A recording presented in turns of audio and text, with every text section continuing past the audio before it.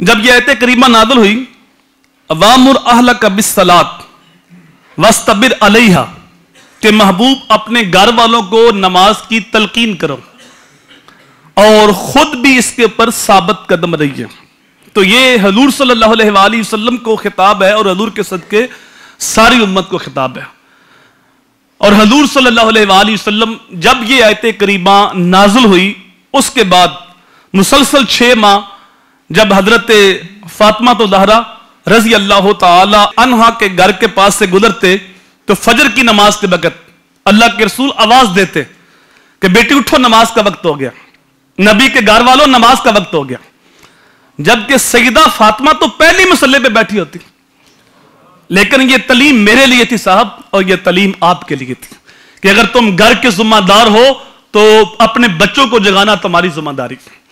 सैयदा फातिमा की इबादत का आलम तो यह है कि वो इशा की नमाज पढ़ के 2 रकत नमाज की नियत करती है, अभी पहली रकत का पहला सजदा ही मुकम्मल नहीं होता, फजर की अज़ान शुरू हो जाती, तो रब की बारगाह में रो के अर्ज करती है, मालिक तेरी रातें इतनी छोटी हैं, तेरी बंदी का ज़ौक़े बंदगी ही पूरा नहीं होता, एक रात तो ऐसी बना तेरे नबी की बेटी जी भर के सजदा तो कर ले।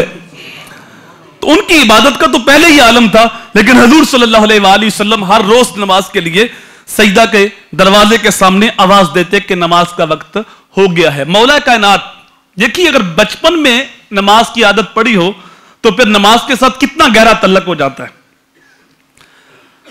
आप जानते हैं कि हजरत अली की जो परवरिश है वो हजूर के घर में हुई है, और जब हजूर सल्लल्लाहु अलैहि वसल्लम ने नबूवत का ऐलान किया तो अभी नमाज फर्ज नहीं हुई थी, तो हजूर सल्लल्लाहु अलैहि वसल्लम फिर भी नफल अदा करते थे, और हुजूर को देखकर हुजूर की ज़ौजा मोहतरमा मोमिनों की मां हजरत खदीजा भी नमाज पढ़ा करती थी। तो मौला कायनात बच्चे थे, तो एक दिन पूछा कि ये आप क्या करते हैं, तो उन्होंने कहा कि हम अपने रब की इबादत करते हैं। तो फिर हजरत अली को बचपन से ही नमाज की आदत पड़ गई, और फिर जब नमाज फर्ज हुई उसके बाद तो तसव्वुर भी नहीं हो सकता कि नमाज छूटी हो।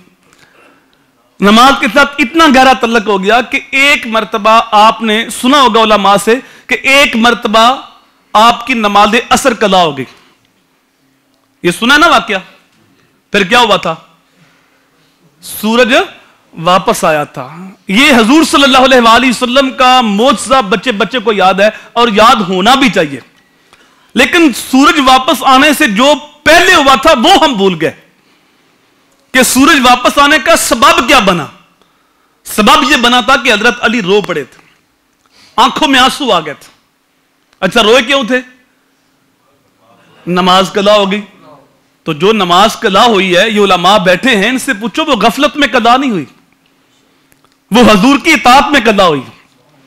हजूर का सरे अनवर गोद में था, हजूर सल्लल्लाहु अलैहि वसल्लम के चेहरे की जियारत कर रहे थे, और रब का हुक्म है कुरान के अंदर, मन युती रसूला फक़द अता अल्लाह, जिसने रसूल की इताअत की उसने अल्लाह की इताअत की। तो वो गफलत की कदा नहीं थी, वो हजूर की इताअत में कदा थी, वो अल्लाह की इताअत में कदा थी। हजूर का सरे अनवर गोद में था, हजूर के चेहरे की जियारत करते। नमाजें घर कदा हों फिर अदा हों, निगाहों की कदाएं का बदा हूं। तो फिर रोए क्यों थे मेरे भाई? रोए इसलिए थे कि अली ने कभी कदा पढ़ी नहीं थी, हजरत अली की कभी कदा हुई नहीं थी, कदा पढ़ने की आदत नहीं थी। ये पहला मौका था, कदा हुई तो इतना दुख हुआ कि आप रो पड़े। तो फिर हजूर ने सूरज को वापस पलटाया, अली पाक ने उस दिन भी कदा नहीं पढ़ी, उस दिन भी अदा ही पढ़ी। तो हम कैसे अली पाक के मुहिब हैं और उनकी मोहब्बत का दावा करते हैं कि अगर हम 5 वक्त नमाज की पाबंदी नहीं करते। अल्लाह अकबर।